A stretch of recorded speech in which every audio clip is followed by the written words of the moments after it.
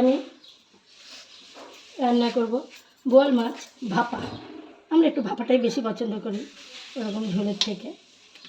প্রথমে তেল দিয়ে দিলাম, তেলের মধ্যে এই যে পেঁয়াজ রসুন খুব কুচি করে কেটে রেখেছি,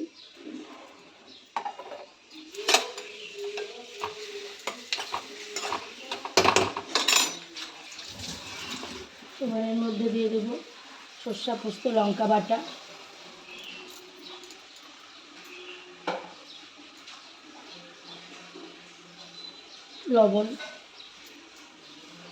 লবণটা নিজেদের ইচ্ছা মতন, যে যেমন স্বাদে লবণ খায়।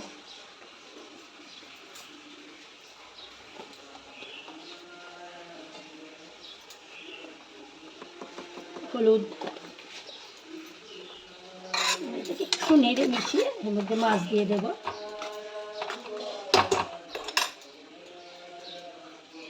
খুব বড় বোয়াল মাছ কেটে এনেছে।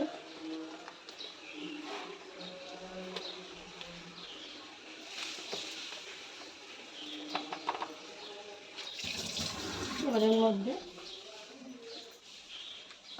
মিক্সি বাটা একটু জল দেব, আর একটু সামান্য জল দেব।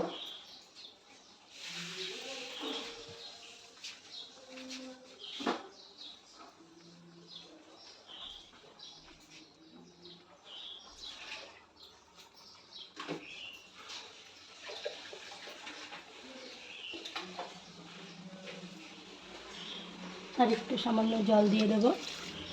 আগেই বলেছি আমি লঙ্কাগুলোটা বেশি ইউজ করি না, আজকে আমার কাঁচা লঙ্কা, রঙটা একটু অন্যরকম হবে।